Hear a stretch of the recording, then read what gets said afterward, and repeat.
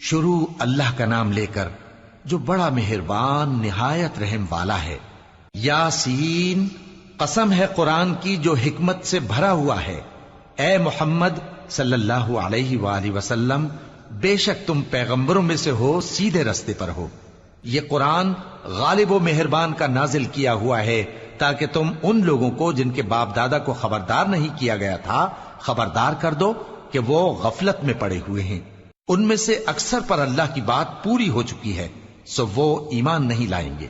ہم نے ان کی گردنوں میں طوق ڈال رکھے ہیں اور وہ ٹھوڑیوں تک پھنسے ہوئے ہیں، تو ان کی گردنیں اکڑی ہوئی ہیں، اور ہم نے ان کے آگے بھی دیوار بنا دی اور ان کے پیچھے بھی، پھر ان پر پردہ ڈال دیا تو یہ دیکھ نہیں سکتے۔ اور تم ان کو خبردار کرو یا نہ کرو، ان کے لیے برابر ہے، یہ ایمان نہیں لائیں گے۔ تم تو صرف اس شخص کو خبردار کر سکتے ہو جو اس نصیحت یعنی قرآن کی پیروی کرے اور رحمان سے غائبانہ ڈرے، سو اس کو مغفرت اور بڑے ثواب کی بشارت سنا دو۔ بے شک ہم مردوں کو زندہ کریں گے، اور جو کچھ وہ آگے بھیج چکے اور جو ان کے نشان پیچھے رہ گئے ہم ان کو قلم بند کر لیتے ہیں، اور ہر چیز کو ہم نے کتاب روشن یعنی لوح محفوظ میں لکھ رکھا ہے۔ اور ان سے گاؤں والوں کا قصہ بیان کرو جب ان کے پاس پیغمبر آئے، یعنی جب ہم نے ان کی طرف 2 پیغمبر بھیجے تو انہوں نے ان کو جھٹلایا، پھر ہم نے تیسرے سے تقویت دی تو انہوں نے کہا کہ ہم تمہاری طرف پیغمبر ہو کر آئے ہیں۔ وہ بولے کہ تم اور کچھ نہیں مگر ہماری طرح کے آدمی ہو، اور رحمان نے کوئی چیز بھی نازل نہیں کی، تم محض جھوٹ بولتے ہو۔ انہوں نے کہا کہ ہمارا پروردگار جانتا ہے کہ ہم تمہاری طرف پیغام دے کر بھیجے گئے ہیں، اور ہمارے ذمے تو صاف صاف پیغام پہنچا دینا ہے اور بس۔ وہ بولے کہ ہم تم کو اپنے لیے منحوس سمجھتے ہیں، اگر تم باز نہ آؤ گے تو ہم تمہیں سنسار کر دیں گے اور تم کو ہم سے دکھ دینے والا عذاب پہنچے گا۔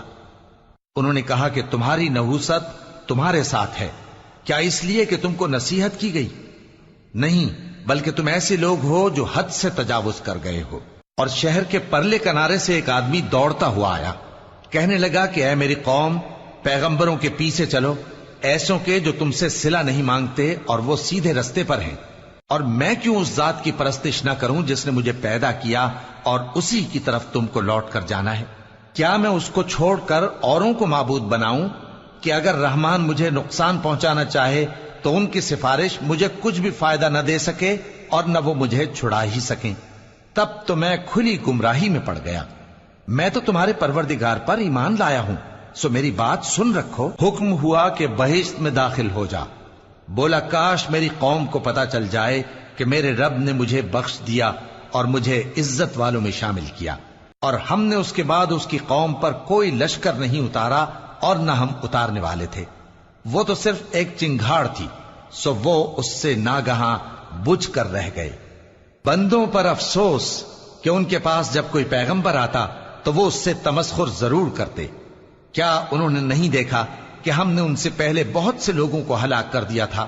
اب وہ ان کی طرف لوٹ کر نہیں آئیں گے، اور سب کے سب ہمارے روبرو حاضر کیے جائیں گے۔ اور ایک نشانی ان کے لیے زمین مردہ ہے کہ ہم نے اس کو زندہ کیا اور اس میں سے اناج اگایا، پھر یہ اس میں سے کھاتے ہیں، اور اس میں کھجوروں اور انگوروں کے باغ پیدا کیے اور اس میں چشمے جاری کر دیے تاکہ یہ ان باغوں کے پھل کھائیں، اور ان کے ہاتھوں نے تو ان کو نہیں بنایا، تو پھر کیا یہ شکر نہیں کرتے؟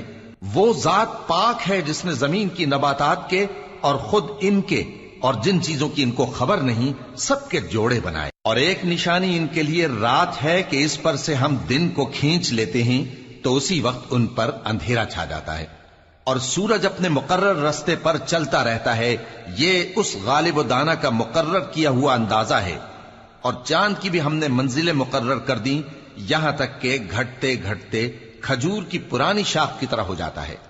نہ تو سورج ہی سے یہ ہو سکتا ہے کہ چاند کو جا پکڑے، اور نہ رات ہی دن سے پہلے آ سکتی ہے، اور سب اپنے اپنے مدار میں تیر رہے ہیں۔ اور ایک نشانی ان کے لیے یہ ہے کہ ہم نے ان کی اولاد کو بھری ہوئی کشتی میں سوار کیا، اور ان کے لیے ویسی ہی اور چیزیں پیدا کی جن پر یہ سوار ہوتے ہیں، اور اگر ہم چاہیں تو ان کو غرق کر دیں، پھر نہ تو ان کا کوئی فریاد رس ہو اور نہ ان کو رہائی ملے، مگر یہ ہماری رحمت اور ایک مدت تک کے فائدے ہیں۔ اور جب ان سے کہا جاتا ہے کہ جو تمہارے آگے اور جو تمہارے پیچھے ہے اس سے ڈرو تاکہ تم پر رحم کیا جائے، اور ان کے پاس ان کے پروردگار کی طرف سے کوئی نشانی نہیں آتی مگر اس سے منہ پھیر لیتے ہیں۔ اور جب ان سے کہا جاتا ہے کہ جو رزق اللہ نے تم کو دیا ہے اس میں سے خرچ کرو، تو کافر مومنوں کے متعلق کہتے ہیں کہ بھلا ہم ان لوگوں کو کھانا کھلائیں جن کو اگر اللہ چاہتا تو خود کھلا دیتا، تم تو کھلی گمراہی میں ہو۔ اور کہتے ہیں اگر تم سچ کہتے ہو تو بتاؤ یہ وعدہ کب پورا ہوگا؟ یہ تو ایک چنگھاڑ ہی کے منتظر ہیں جو ان کو اس حال میں کہ باہم جھگڑ رہے ہوں گے آ پکڑے گی، پھر نہ تو یہ وصیت ہی